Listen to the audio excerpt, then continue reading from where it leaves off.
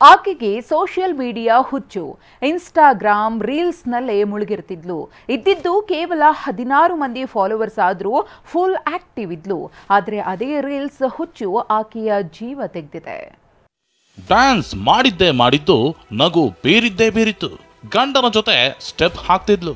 Love you husband ಅಂತೆಲ್ಲ reels ಮಾಡ್ತಿದ್ಲು. ಆದ್ರೆ ಇದೇ ರೀಲ್ಸ್ ಹುಚ್ಚಿನಿಂದ ಈಕೆ ಕೊಲೆಯಾಗಿದ್ದಾಳೆ. ಅದು ಜೊತೆಯಾಗಿ ಸ್ಟೆಪ್ ಹಾಕ್ತಿರುವ ಗಂಡನೇ ಈಕೆಯ ಕತೆ ಮುಗಿಸಿದ್ದಾನೆ. ಹೌದು, ಅತಿಯಾದ್ರೆ ಅಮೃತವು ವಿಷ ಅನ್ನೋದಕ್ಕೆ ಇದೇ ಸಾಕ್ಷಿ. ಯಾಕಂದ್ರೆ ರೀಲ್ಸ್ ಚೆಲುವೆ ಮದುವೆಯಾದ ಜಸ್ಟ್ 9 ತಿಂಗಳಿಗೆ ಗಂಡನ ಕೈಯಿಂದಲೇ ಕೊಲೆಯಾಗಿದ್ದಾಳೆ. ಆಗಿದ್ದೇನೆಂದ್ರೆ ಉಡುಪಿಯ ಬ್ರಹ್ಮಾವರದ ಕಾರ್ಕಳ ಪಡುಹೋಳಿಯ ಈತ ಕಿರಣ್ ಉಪಾಧ್ಯಾಯ 9 ತಿಂಗಳ ಹಿಂದಷ್ಟೇ ಬೀದರ್ ಮೂಲದ ಈ ಜಯಶ್ರೀಯನ್ನ ಮದುವೆಯಾಗಿದ್ದ. ಆದರೆ ಜಯಶ್ರೀಗೆ ವಿಪರೀತ ರೀಲ್ಸ್ ಹುಚ್ಚು. ಆರಂಭದಲ್ಲಿ ಇದನ್ನ ಕಿರಣ್ ಕೂಡ ಎಂಜಾಯ್ ಮಾಡಿದ್ದ. ಪತ್ನಿ ಜೊತೆಗೆ ತಾನು ಕೂಡ ರೀಲ್ಸ್ ಮಾಡ್ತಿದ್ದ.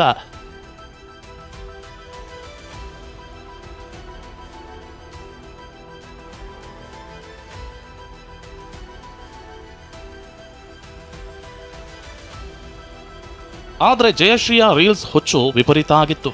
ಕೆಲಸ ಕಾರ್ಯ ಬಿಟ್ಟು ಸದಾ ರೀಲ್ಸ್ನಲ್ಲಿ ಮುಳುಗಿರ್ತಿದ್ಲು.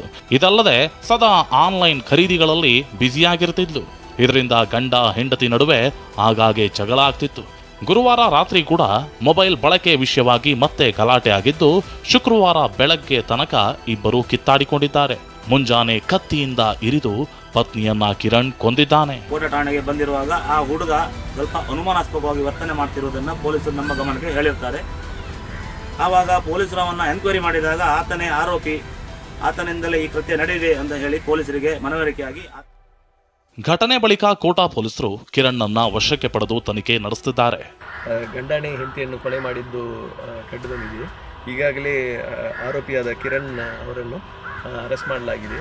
ಅವರದು ಹುಡುಗಿಯವರದು ಪ್ಯಾರೆಂಟ್ಸ್ ಬೀದರ್ ಮತ್ತು ಅವರ ರಿಲೇಟಿವ್ಸ್ಗೆ ಬೀದರ್ನಲ್ಲಿರೋರಿಗೆ ತಿಳಿಸಲಾಗಿದೆ. ಇದರ ಸಲುವಾಗಿ ಕೋಟಾ ಪೊಲೀಸ್ ಸ್ಟೇಷನ್ನಲ್ಲಿ ಕ್ರೈಮ್ ನಂಬರ್ 181/24 ಅಂಡರ್ ಸೆಕ್ಷನ್ 103 238 BNSನಲ್ಲಿ ಕೇಸ್ ದಾಖಲಾಗಿದೆ. ಏನೇ ಹೇಳಿ, ಅಂತರ್ಜಾತಿ ಮದುವೆಯಾಗಿದ್ದ ಜೋಡಿ ಮಾದರಿಯಾಗಿ ಬದುಕು ನಡೆಸಬೇಕಿತ್ತು. ಆದರೆ ರೀಲ್ಸ್ ವಿಷಯದಲ್ಲಿ ನಡೆದ ಜಗಳ ಪತ್ನಿಯನ್ನೇ ಬಲಿ ಪಡೆದಿದೆ.